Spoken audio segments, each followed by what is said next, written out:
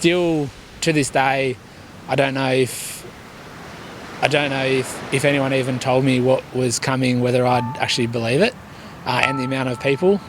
Because leading up to it, I still didn't know if that was ever going to actually happen.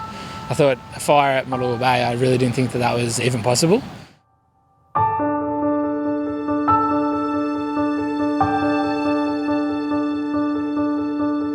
The night before, I got a call from our surf club president, Cole. He called me and said, "Mate," he said, "this isn't any sort of official information." He said, because he said we're all just looking at the weather and saying, this could happen. And he looked at the predicted fire map and went, "Look, those conditions are pretty wild that's coming through tomorrow."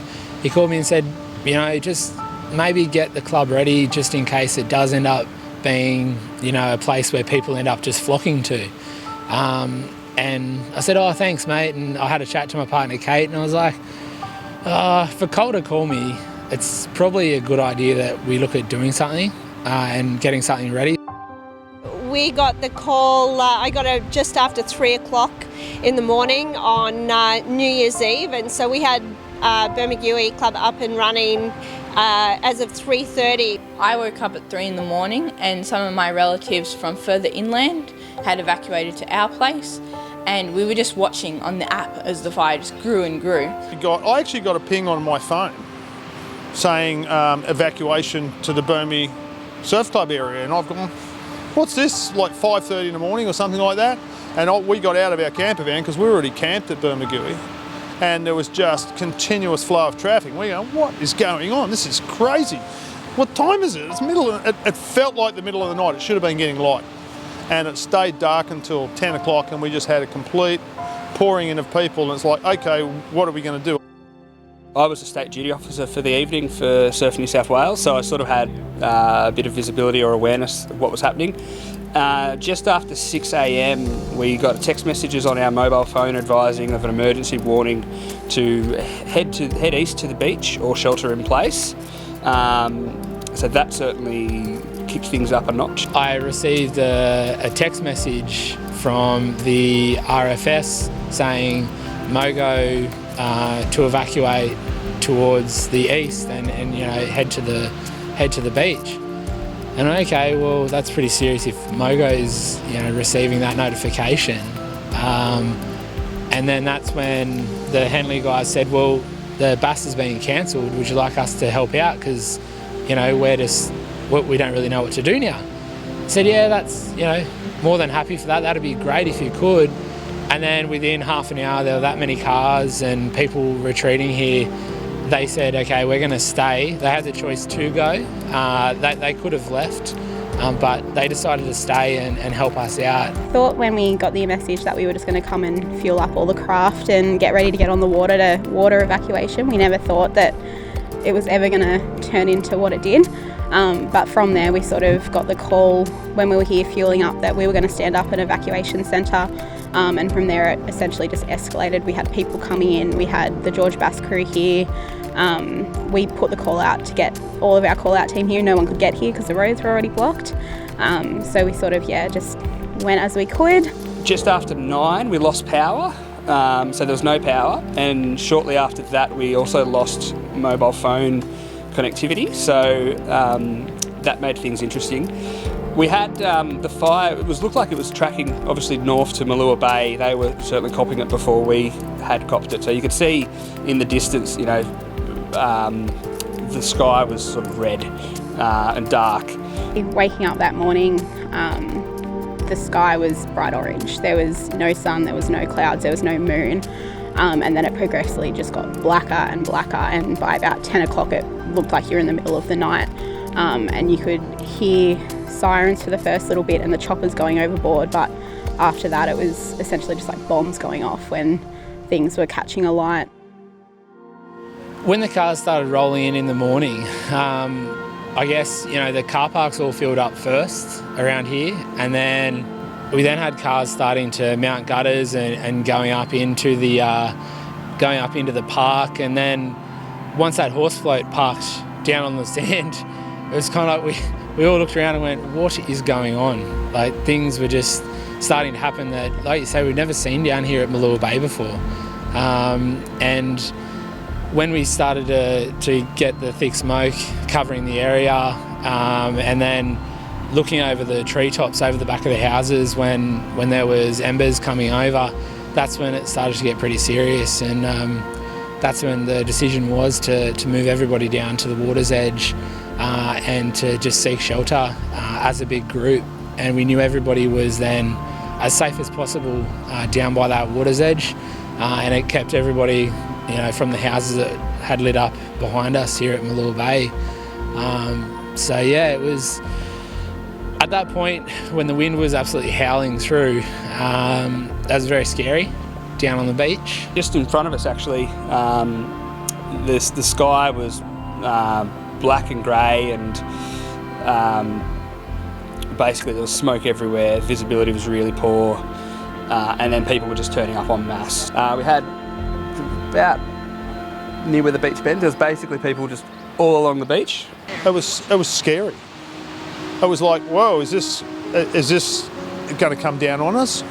What are we going to do if it does? There's however many thousand people here that we have to protect. I wasn't so much scared for myself. I was scared probably more of the situation if it got worse.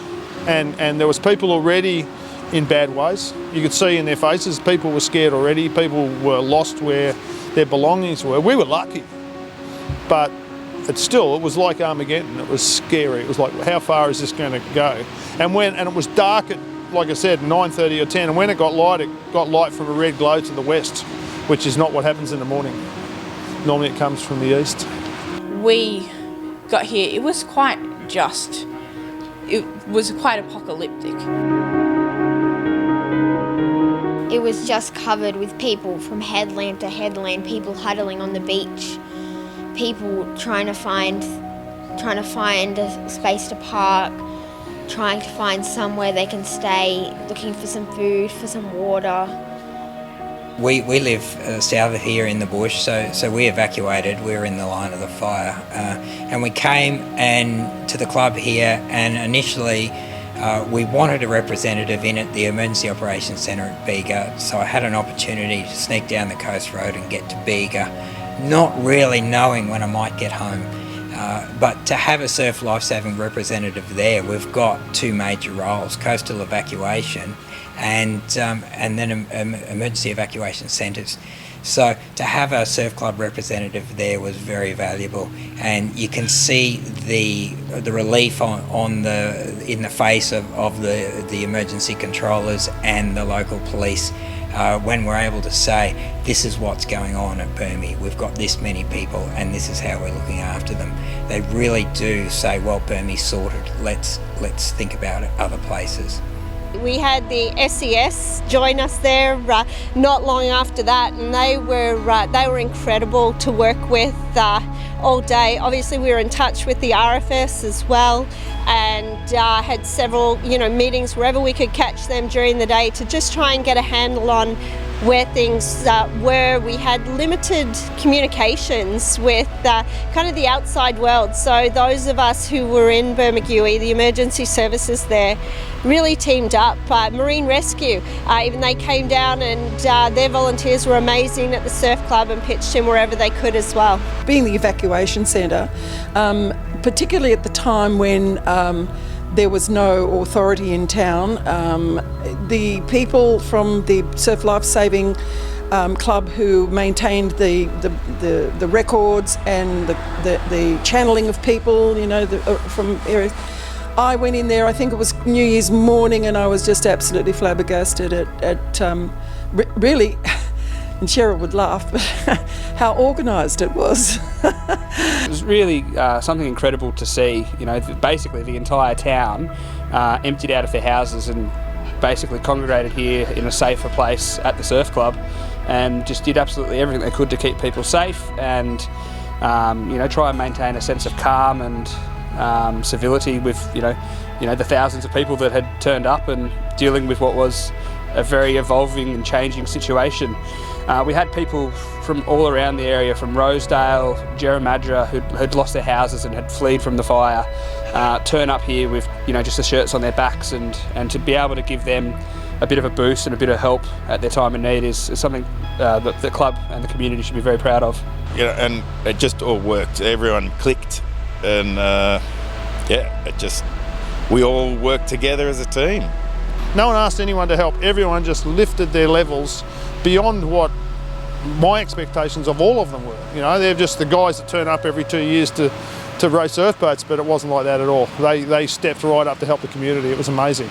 There was a moment there where I went and took a minute down on the beach. Actually, I went down to the water's edge and just looked back up at this area that was just full of cars and up at the clubhouse, and I just went, this is after the fire front had come through, and I just went, oh, geez, this is pretty hectic. And I was pretty glad that, that all those people were there to support and to be a part of it and to look after all the other, members of the public.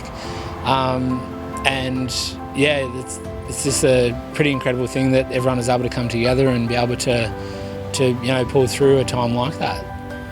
It was quite empowering because it took my mind off the situation that was going on at the time, and I felt like I wasn't just sitting back helplessly. I could actually do something to help, which was good. I was kind of happy that I could help people that had evacuated, and just making sure they've got everything they need. For the girls, I was just super proud that they could be part of something that was bigger than themselves, and to put themselves out there for people in need, to go up and comfort someone, to collect a chair, to keep an eye on someone, to raise a flag about, oh, dad or mum, this person looks like they need help, or really simple tasks that made a big difference. Everybody went into that fight, flight type mode, and went into the club members went into things like going into the fire protection and doing things like that, which I was sort of standing back watching as everybody's running around going, hey, these guys are doing everything they possibly can to assist where they can. It was amazing. You couldn't be more proud. You couldn't. People have commented on the red and yellow shirts and how comforted they felt and how safe they felt, seeing there are some people here who are looking after us, and whether it's medical support or just a bit of emotional support, opening the doors and just being there, I think made more of a difference than we actually realised at the time. Surf life saving has probably instilled itself as a real anchor in a community to really be that central focus for a town where people can come together, they can congregate, they can obviously feel safe, they can be treated if they need any sort of first aid or medical treatment. It really just shows what great little hubs or assets they are for the communities beyond just standing on the beach and doing our patrols. Look, the Surf Life Saving Club has always been held in high esteem here. It's a part of every facet of your life, as a young person, then as a parent, then as an older trainer, and and then even as an old veteran pushing the pens. It's a part of a whole lifespan, a whole life cycle. Yeah, lifesavers not only have the skill, the physical skills, whether it be resus or whether it be using oxygen, they just have an incredible, and you see this through all the surf life saving clubs, have a really quite an incredible social skill and can talk to anybody and everybody in most cases, because we deal with young juniors that might come in at 5 years of age, and from 5 to 95, that's our range. And I think because you'll find that you will have a lifesaver that's only in their late teens and has every award required to be a great lifesaver, is also a great communicator and very willing to help people. And once you do that, once you start helping people, people can be so receptive and so grateful, and it gives a lot back to those lifesavers to see the appreciation that they get. I don't think we even knew we would step up to that level. It wasn't what we do, no one was prepared for that, and I think that they saw a need in their community and they just stepped up and they got at it, and they filled that need, and they did whatever they could to support their communities. And I don't think any of us anticipated in our wildest dreams how it would actually pan out. That feeling of being vulnerable just was never really left us for the whole month of January. And so I think it was a bit of a blur for a lot of people. January was in general just a blur. So now afterwards, I think the adrenaline's gone down, and that's when people start to reflect on what they've lost, what they've gone through, and sort of challenging times ahead for lots. We were actually evacuated 4 times in January, so it didn't end for us. The last time was February 2nd, so we really, most of the town was living out of their cars. You didn't even bother unpacking. And so that February-March period where we got to kind of regroup with the surf family, and nippers got back down to the beach and patrols were on, and I think being around each other there and being able to share stories and experiences was really fantastic. And then obviously COVID came along, and so that distance has been tough at a time when I think it was really helpful for people to be able to have that casual chat and have a shoulder to lean on.